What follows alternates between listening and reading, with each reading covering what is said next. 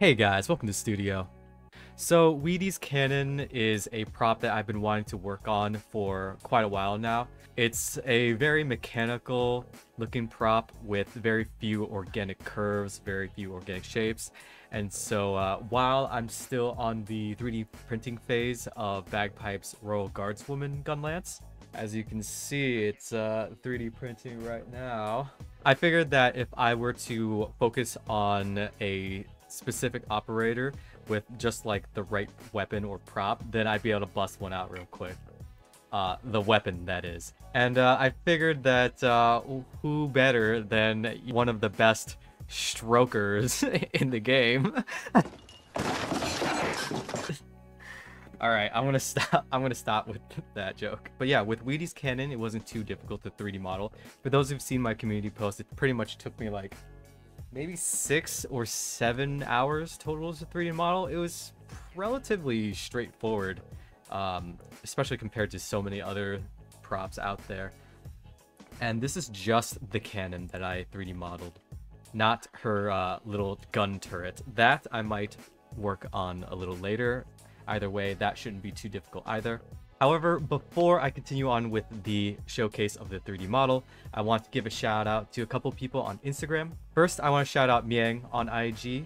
He's one of the few people who purchased and downloaded the Huliak staff 3D model that I created a while ago and was able to create this amazingly detailed finished product.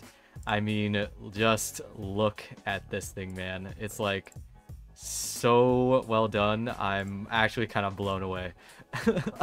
Like, this is actually kind of fucking crazy. So yeah, just want to give a shout out to him. He did an amazing job with bringing it to life. Another pair of cosplayers who I would like to give a shout out to is Carmy Bird and Ninicia.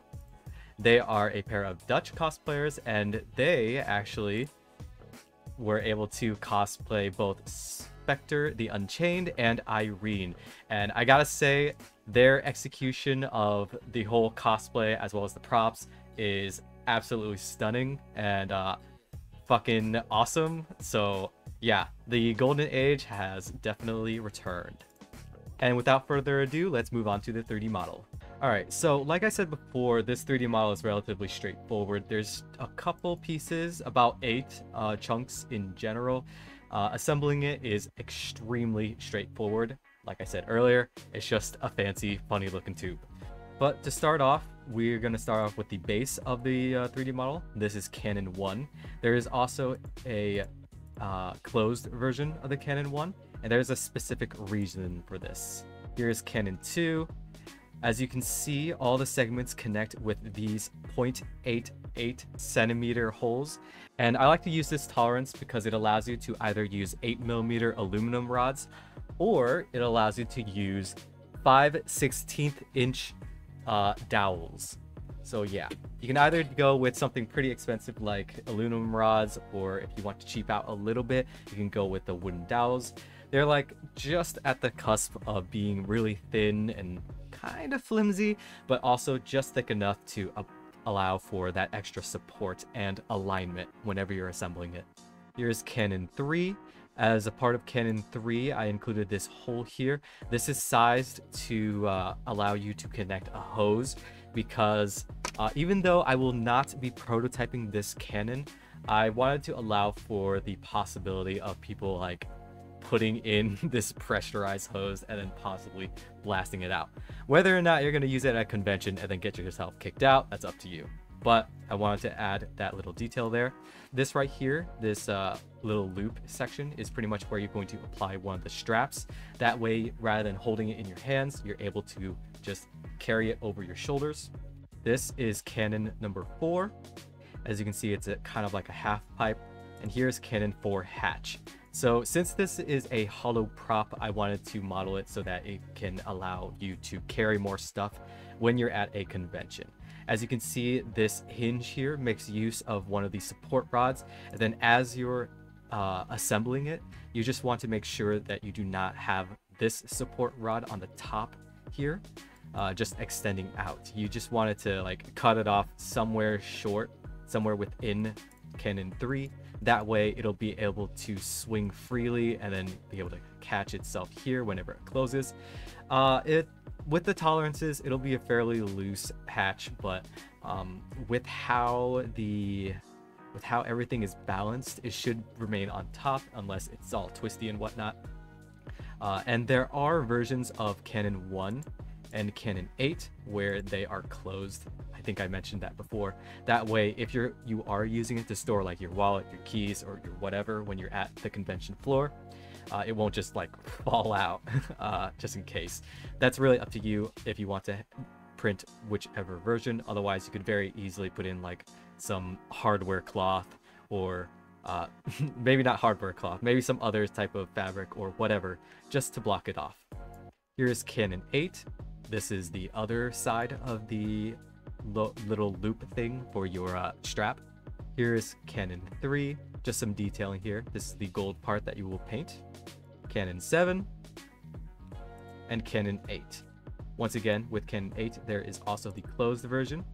Alongside Canon 8, there is this opening here as well. In case you want to make some modifications, you could very easily have like the water tank in the back here, and then add like this hand pump so that you can pump the water out to the front, and then you could have a trigger mechanism and then blasting the water out.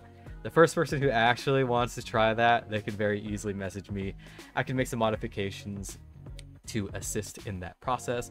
Otherwise, it is very possible to use this as like a potato cannon if you actually want to make a legitimate weapon. So that's pretty much up to you.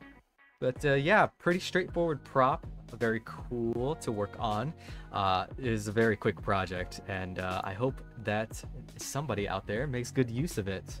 But anyway, yeah, that's the end of the guide video. It's pretty short, pretty quick project. I'll probably work on the turret somewhere down the line.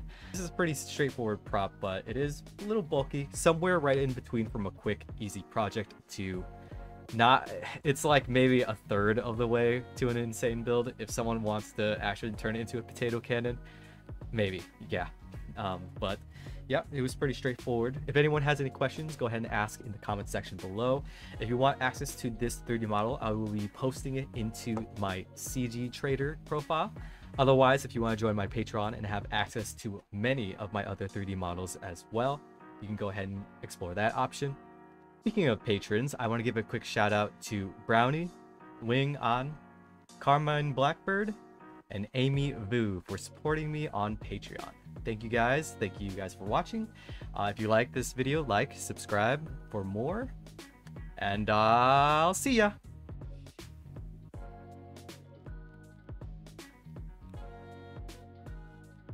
Okay, am I rolling? Okay. So check this shit out. A couple pieces from bagpipe. Then I got this piece here. This piece here. Check that out. Easy fit. Hold on. Gun lance piece here. Right here. Bam. Easy fit. Look how that slots in. That's what I call perfect tolerances. First try, too. Maybe I'm not complete shit at 3D modeling. After all.